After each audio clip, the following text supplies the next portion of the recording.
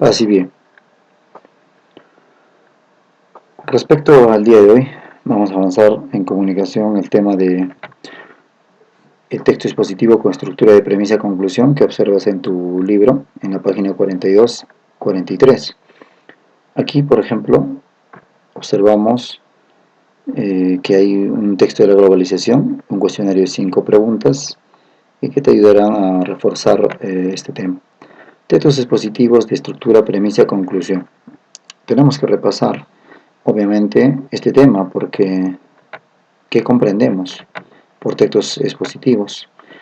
Comprendemos de que tiene una función de informar, explicar y depende mucho del tema y el auditorio. Sabemos también de que el texto expositivo tiene una forma o tiene una organización general, global, que es introducción, desarrollo y conclusión. Aquí, por ejemplo, podemos ver de que a su vez todo texto expositivo tiene un modelo de organización interna, es decir, entre párrafos.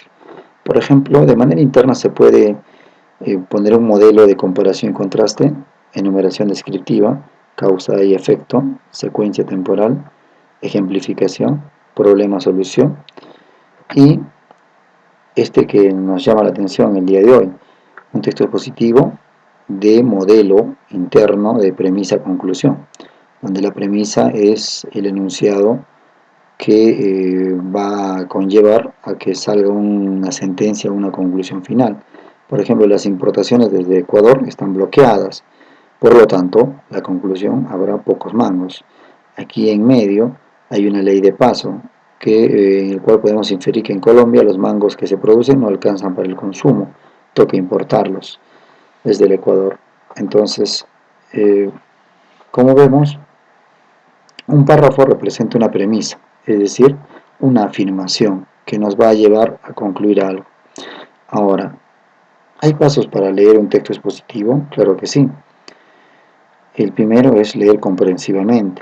El segundo es llenar vacíos de significado. El tercero es determinar el tema que desarrolla el texto. El cuarto, reconocer el modelo de organización de cada párrafo. Establecer la finalidad del texto. Y quiero que te centres en esta parte, reconocer el modelo de organización de cada párrafo. Todo texto expositivo tiene un modelo en el cual se organizan sus párrafos, como todos los que están aquí en rosado, y el modelo que toca el día de hoy trabajar es la premisa-conclusión, ¿correcto? Hasta ahí. Por ejemplo, antes de escribir nuestro borrador o antes de pasar al taller, debemos reconocer de que primero tenemos que reconocer el propósito, para qué voy a escribir, el tema, sobre qué voy a escribir, el lector, para quién voy a elaborar el texto, o sea, quién es mi público. El registro quiere decir si el lenguaje que voy a utilizar es formal o informal, tipo de texto, qué tipo de texto voy a utilizar, continuo, discontinuo, cómo voy a llamar la atención. Muy bien, entonces vamos a pasar al taller que dice nuestro libro Santillana. Tú tienes este texto en la página 42-43, ¿verdad? Entonces vamos a ir avanzando en nuestro taller, ¿ya? Tenemos el siguiente texto que menciona globalización y culturas. Basta mirar la televisión o los periódicos en un kiosco para enterarse de la multitud de conflictos religiosos, raciales o políticos que alteran la vida de muchas regiones de nuestro planeta. En otras palabras, conflictos en los cuales la cultura, lengua, identidad, modos de vida y la historia, tradiciones, guerras, acuerdos, son elementales o son elementos fundamentales, sin los cuales no se podría entender por qué se produce. Estos conflictos se relacionan estrechamente con el fenómeno de la globalización. En sentido estricto, podríamos decir que la globalización se inicia más de 5 siglos atrás, desde que Colón llegara a América y Magallanes navegara alrededor del mundo. En la actualidad, una de las caras de la globalización es la homogeneización e incluso la uniformización a través de ciertos productos culturales. En todos los lugares del planeta se bebe Coca-Cola, se comen hamburguesas en McDonald's, se escuchan canciones de MTV o se informa de las noticias a través de CNN. Por el contrario, la otra cara de esta realidad es fragmentación o el fortalecimiento de las culturas locales. En efecto, no todo sea cultura, o no lo hacen totalmente porque la globalización no garantiza la homogeneización por sí misma.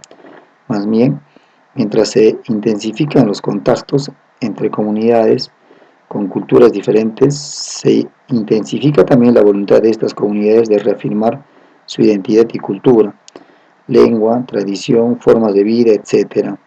Esto sucede porque cualquier identidad colectiva, cualquier grupo humano, se define en contraste con otras comunidades, es decir, con aquellos que tienen diferentes características culturales. Entonces, conforme se aumentan los contactos con esas otras comunidades, surge la necesidad o al menos la posibilidad de fortalecer esa identidad. Como muestra, tenemos a los migrantes peruanos en Estados Unidos, Argentina o España, que son los que más añoran la comida y la música peruana, los que con más devoción sacan en procesión las imágenes del Señor de los Milagros por las calles de Madrid, Buenos Aires o Nueva York. Mientras esté abierta la vía de la aculturación, de abandonar la cultura propia y asimilarse a la hegemónica, se estará generando un conflicto. La situación de Latinoamérica en el extranjero, que ya no quieren, que no, o no pueden hablar español, o de migrantes de lengua quechua o aymara en Lima que no quieren o incluso se avergüenzan de hablar su propio idioma, son ejemplos patentes. Por lo tanto, la globalización abre dos vías. Aquí está la conclusión, fíjate. Puede llevar a la homogeneización o al florecimiento de la diversidad cultural. Entonces, hemos visto un texto de cuántos párrafos. Miren, contamos 1, 2, 3, 4, 5 párrafos. Y si vemos, hay algunos párrafos que son como premisas, como que argumentos. Y el otro párrafo es como una síntesis, o sea, como una conclusión, ¿ya? Y el último párrafo es el más evidente, ¿verdad? Por lo tanto, como una sentencia. Vamos a continuar. ¿Cuál consideras que es el propósito de este texto? Obviamente, es informar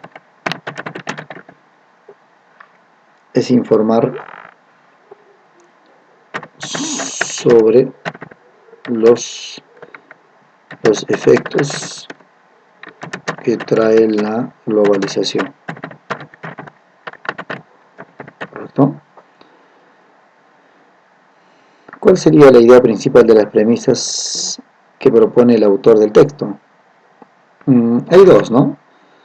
Una premisa es en relación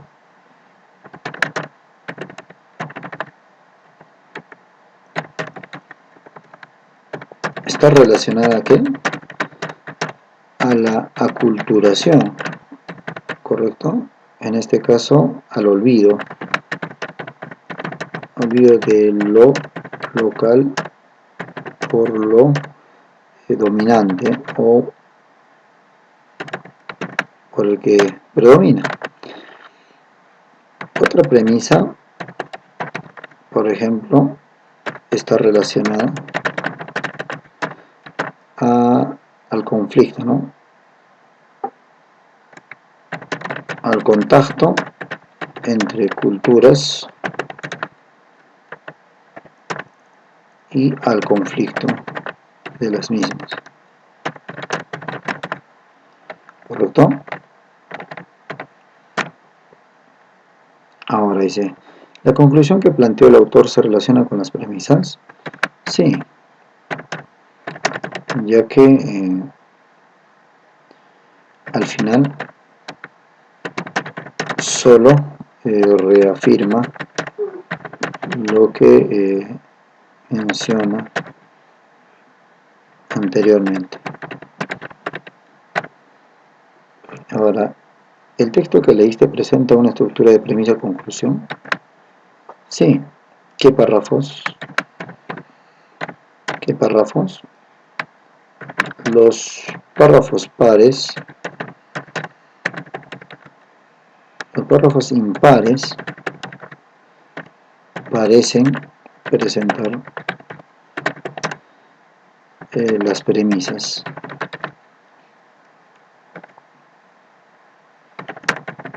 y los pares una especie de conclusión.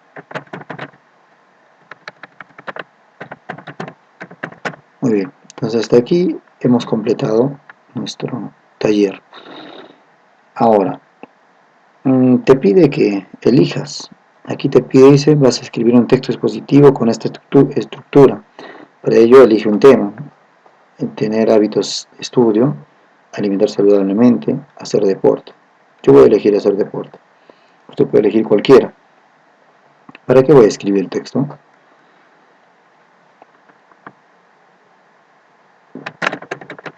Para informar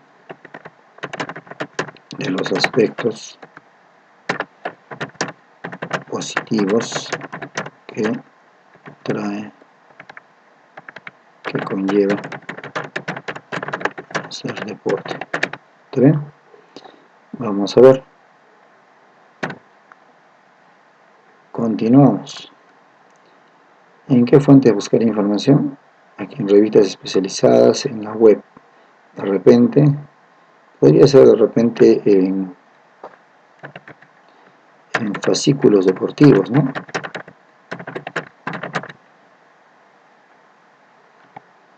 Muy bien.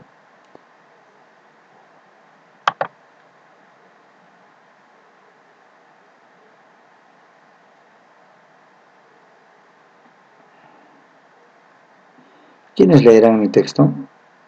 Normalmente van a ser los jóvenes, ¿no? Los jóvenes que les interesa la actividad deportiva. Pero también podría ser las personas que necesitan realizar actividades lúdicas.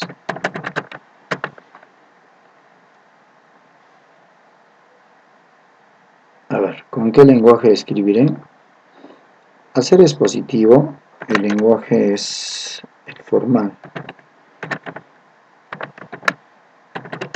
Por la parte académica, ¿verdad? Y el informal, insertando ciertas expresiones para atraer al público.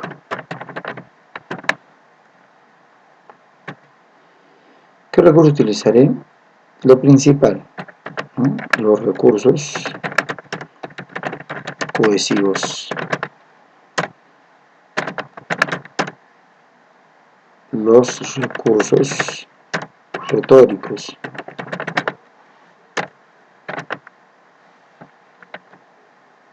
¿qué más? También podría utilizar los recursos paratextuales. Paratextuales es decir, aquellos que son más de forma, ¿no? Como colores, viñetas, etc. Ahora, cuando hablamos de cohesivos, aquí intervienen los conectores de premisa, conclusión. En este caso,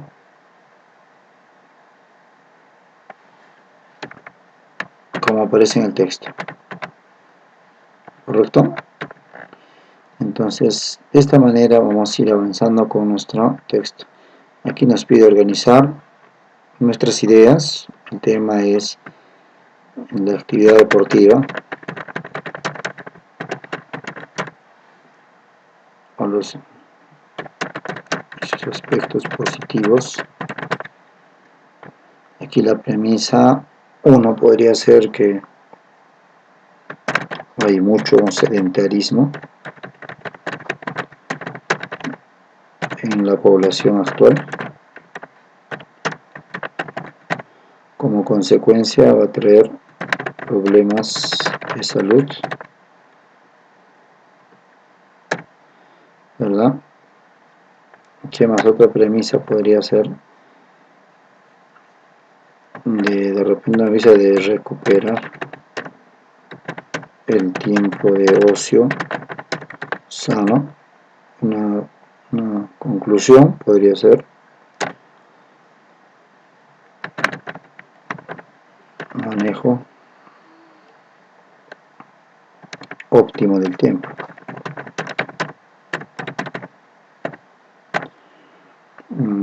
Y conclusión que es necesario, es saludable el hacer deporte. Bueno, este es un ensayo, ¿no? Breve. Muy bien. Esto te pregunta, por ejemplo, que pongas las premisas. Puedes poner 1, 2, 3 premisas y todas tienen que apuntar a la conclusión. Que en este caso, en el ejemplo mío, es el deporte. ¿Ya? Ahora, luego te pide, por ejemplo, que redactes, o sea, de manera continua, uniendo todas las premisas o dándole coherencia, cohesión, o sea, utilizando un poquito el texto lineal y lo puedas acompañar con una imagen, ¿no? ¿Qué más? Por último, te pide que te autoevalúes a ti mismo, ¿no? Si es que la organización de tus premisas deriva de una conclusión clara. Según el propósito del texto, la información desarrollada es pertinente o no es pertinente. ¿Utilizaste en su mayoría oraciones enunciativas o no?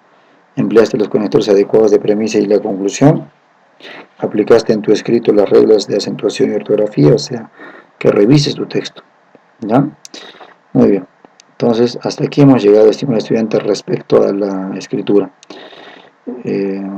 Ahora te voy a pedir en el tiempo que queda que tú puedas redactar un borrador de texto expositivo, de estructura, premisa, conclusión, y que luego ya oficialices este borrador presentándolo, ¿no? Pero el día de hoy tienes que armar un borrador y este borrador puedes subirlo al aula virtual en la sección de actividades.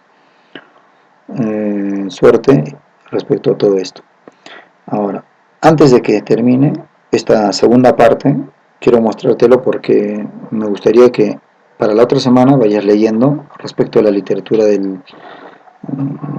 peruana, prehispánica, porque vamos a empezar a analizar, organizar información. Y si tú no lees, si tú no rescatas información, entonces no vas a acompañarme bien. Entonces, por ejemplo, dentro de la literatura vamos a encontrar, por ejemplo, literatura prehispánica, lo puedes organizar de esta manera. Para mí, sí o sí, una literatura prehispánica o cualquier literatura medieval de la conquista, virreinato, tiene que tener 6 partes. La parte número 1 sería los famosos antecedentes. ¿No? Antecedentes. ¿Correcto? Lo segundo, número 2, esta literatura, antes de que me pase. Antecedente significa qué sucesos se han dado a lo largo de toda esta literatura. Si hablamos de la prehispánica, ¿qué sucesos se han dado? ¿Ya? En este caso, en el romanticismo se dieron estos sucesos. Ahora, 2, características. O sea, ¿qué características presenta la literatura romántica? Amor por la naturaleza, libertad y lucha de los pueblos oprimidos, etcétera, etcétera, etcétera. 3, producción literaria. La producción literaria es esto, ¿no? Producción literaria. Se produjeron textos, obras, aparecieron autores en teatro, prosa, mira, ahí están los autores, Espronceda, Becker, Enrique Gil y Carrasco, o sea, depende cómo tú organices, jerarquices las ideas, ¿ya? Número 4, sí o sí, tu literatura tiene que tener un fragmento, o sea, puede ser, en este caso es poesía, por eso es fragmento, pero si es una obra continua, si esta es la obra más importante de toda la literatura romántica, y es en prosa, o sea, es narrativa, resúmelo, o cópiame un resumen, como número 4. Número 5, análisis. Analiza qué temas presenta, quién es el autor, qué géneros, ¿no? Y número 6, puedes aportar puedes investigar de esta literatura nuevas cosas, nuevos asuntos, nueva información y puedes aportar. Siempre la literatura tiene 6 partes. Por ejemplo, yo te voy a presentar una literatura de hace años, en este caso, y te vas a dar cuenta eso, ¿no? Por ejemplo, literatura medieval española, que aquí se está presentando, tiene obviamente 6 partes, ¿no? La primera parte es una carátula, eso no me interesa tanto, así como el esquema me gustaría que lo analicemos. Esta es una carátula, ¿ya? La primera parte, ¿cuál era? Antecedentes. Antecedentes son, ¿qué son? Sucesos históricos que se dieron en esa literatura.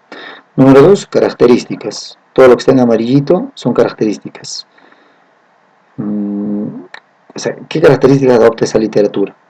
De imitación, tendencia oral, carácter anónimo, etcétera, etcétera. Número 3, producción literaria. O sea, ¿qué autores, qué obras se dieron en esta literatura? Número 4, obra cumbre. O sea, la obra más importante, resumen o fragmento. En este caso el Cantar del Mío, sí. Por ejemplo, yo lo he resumido de esta manera, ¿verdad? Tiene 3 cantares y este es el resumen. Número 5, análisis de la obra del Mío Cid. Analízalo. Analízalo. Por ejemplo, a nivel externo, nivel interno. Título, autor, época, género, métrica, rima, especie, todo lo que se puede analizar. Tema principal, personajes secundarios. Interno, estructura de la obra, que representa, análisis, ¿no? O sea, qué es lo que quiso el autor con esto, análisis. Y por último, 6, aportes. Investiga, aporta datos que no están en el libro Santillana. ¿Listo? Esto ha sido todo por el día de hoy. Me gustaría que avances para la siguiente clase este tema de la literatura, o sea, vayas resumiendo, vayas resaltando, subrayando la información importante para que el día lunes o martes que nos toca podamos avanzar y de alguna manera ya podamos subir nuestro primer organizador con 6 partes. ¿Listo? Así bien, hasta luego, nos vemos con tu profesor Ángel Ramos, siempre atendiéndote y escuchándote.